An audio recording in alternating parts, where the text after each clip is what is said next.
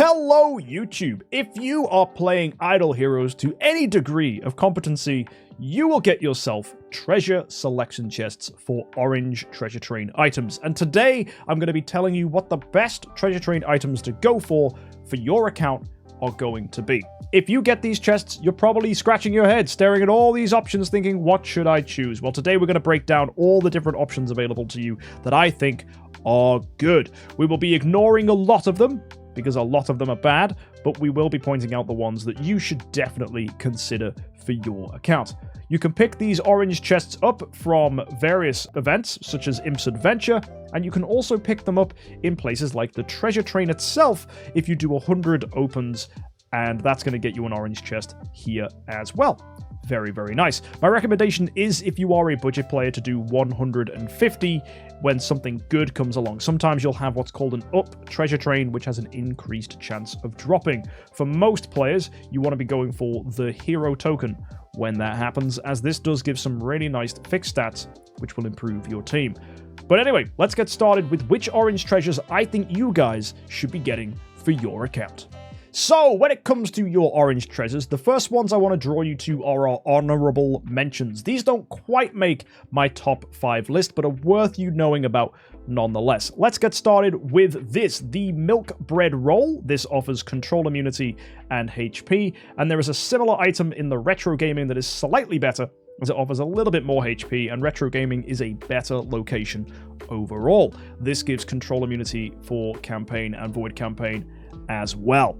These are useful if you're facing enemies who do crowd control, things like King Bartons trying to stun you, enemies like Sherlock's trying to turn you into doves. There are lots of shenanigans happening in the void campaign, and this can protect you from many of those effects. So if that's something you need help with, control immunity is always good. But do remember, you can give control immunity imprints to your Transcendence heroes, and you can try campaign again and again and again, so it's not always necessary to pick these up. However, passively getting them just from opening your treasure train tickets is always a nice thing. Another honorable mention is the Sea Breeze Cheese Puff. Now, this is specifically good for one hero, Williams. Williams is a Transcendence hero who loves to deal crits, as he has many components to his skill. Therefore, the higher his critical chance, the more likely all of those individual attacks that he does are going to critically strike the opponent. So specifically in campaign and void campaign, if you are a Williams main,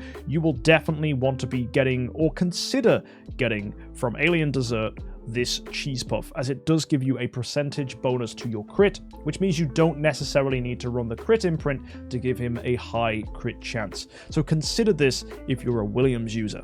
Now, if you're a Natalie user, or anyone who's using heroes who really don't like critting, then you really don't want the Sea Breeze Cheese Puff. The reason is the opposite of Williams. Actually, you want Balance Strike to trigger on those heroes, and Balance Strike is an ability you can see if you go to the enabling section. It says that you will deal extra 30% damage if you do not deal a critical strike. For heroes like Natalie, whose damage mostly comes from non-critical components, you want to make sure that the bits that do crit don't, and that will give you the bonus damage from Balance Strike. So just consider that if you're running someone like Natalie as a damage dealer, as critting is actually negative to her damage when you're running Balance Strike. And Renville's right, that 30% is calculated to all other forms of the attack, and that's especially when it comes to Natalie, because you'll see she deals extra damage if the enemy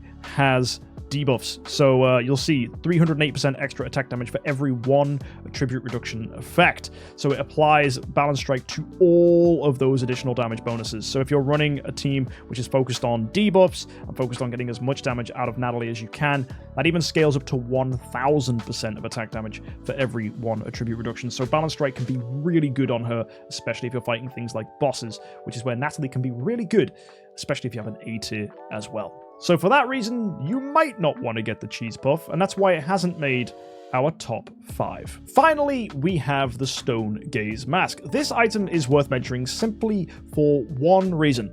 it has a whopping 540,000 fixed attack. If you are going purely for statistical increases, this is one of the best ways to boost your attack. And one of the good things about this as well is it offers speed, but that is only in Realm's Gate, Void Vortex, and Void Arc, so probably not the key areas of the game you're going to need speed necessarily. As well, you'll see that this is all in Forgotten Artifact, an entire area dedicated to Realm's Gate, Void Vortex, and Void Arc, and it's most likely you're never ever going to be focusing this area. For that reason, picking up Mask is not a bad plan, because orange chests are one of the few ways you can get yourself items from the Forgotten Artifact, because there's no way you plan on focusing this when you're opening tickets. Now, let's start with our top 5. In 5th place, we have the Forest Dwarf. This guy is a whopping statistical beast. He is giving you massive amounts of attack and massive amounts of HP, 522,000 attack, 47 million HP when fully upgraded. This guy, if you are hunting for stats, is one of the best, if not the best thing to go for. As it currently stands, the gnome is the best hybrid unit in the game for the treasure train. They could release another train that enhances even further than this, so if we're ever looking at HP and attack increasing items, we're always comparing them against the Forest Dwarf if they are orange. This guy is definitely worth hunting. If you can get copies of him, that is great, and therefore, if you're looking for stats alone, it might be worth considering the Forest Dwarf. However, attack and HP aren't the only things that make an item good.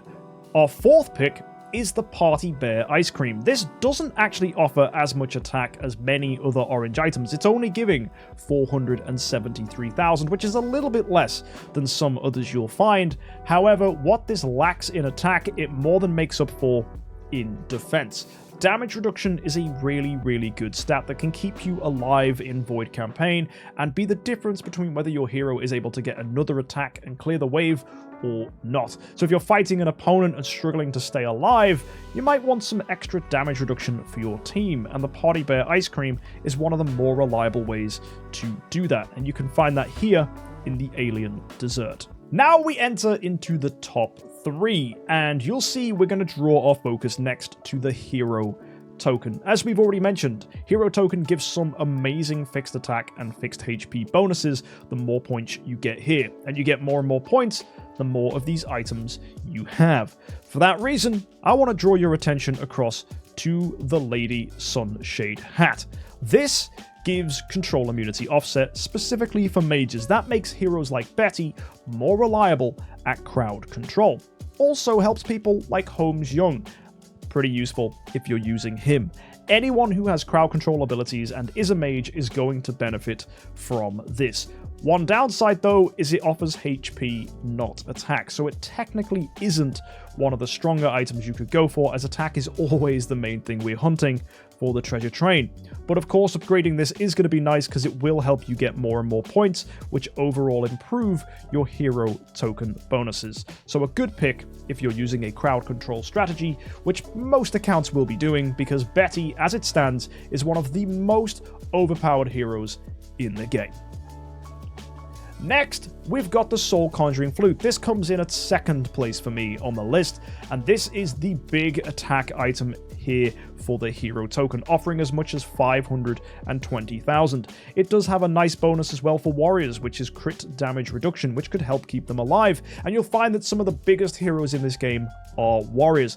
Aspen, Vulcan, Mockman, all warrior heroes. Even Wukong as well hits that list of heroes you might want to be considering who are a warrior. Protecting those heroes with the crit damage reduction is nice, but the main reason we hunt this is for that fixed attack increase, as it is the most powerful attack increasing orange artifact here in Hero Token, and upgrading the oranges is always nice because that gets you more points, which gets you more attack as well. So again, for hunting pure stats, this is definitely a brilliant pick.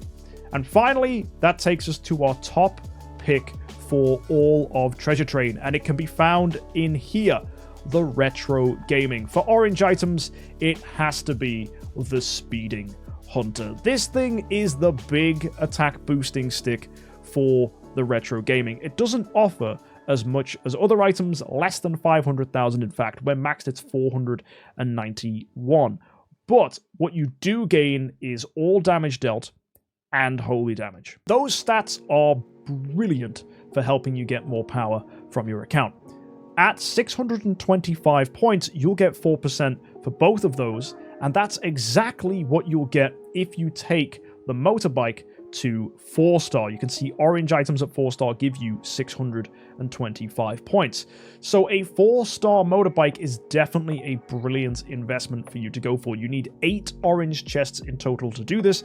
It will get you that bonus for the Void campaign, and the big thing as well is this is offering you at 4-star 101 speed. If you're a newer player, if you've got less than 6 Transcendence Heroes, you're gonna definitely be speed capped in campaign, but still fighting areas of campaign like Chapter 3, where speed will make a huge difference. Being faster than opponents really makes your life significantly easier. Once you're slower than them, you have to be using reactive abilities like Betty's Crowd Control or Wukong's Stun, or perhaps other things that will keep you alive against the opponents. However, if you're faster than an opponent, you can just punch them in the face, and that makes such a huge difference for your team's performance. So if you're looking to maximize your early game progress, prioritizing the Speeding Hunter is really, really good. One thing I will say about this, though, is this item's strength diminishes the later you are into the game. So if you're a player who is going and pushing progress and has many Transcendence Heroes and you have Destiny on those heroes, you'll know that no matter how fast you are, enemies in Void Campaign are always going to be faster. So the value of this item is very much for early game players, but people who watch tier lists like this video typically are early game players. So that is obviously going to be something that will attract you guys if you're looking for the best things to pull from your orange chests and you're new to the game. If you're a later player, I would hunt mainly for stats or things that are going to help your consistency, and that's where a lot of the other items we've already mentioned will definitely be significantly more useful. But when it comes to number one item for anyone starting off this game and curious what to get from your orange chests, you can do far worse than the Speeding Hunter. This thing is really good and oftentimes makes the difference between how far you can get in Void Campaign compared to someone of a similar power level. So do not forget that this thing exists, as it is one of the better items, if not the best item, available to players from orange chests. If you've got any ideas of other orange items that weren't mentioned in this list, let us know in the comments section down below, and thank you so much for tuning in. If you needed the help that this video offered, don't forget to give it a like and subscribe for more content like this in the future. I'll see you guys next time. Have an amazing week, and as always, happy idling.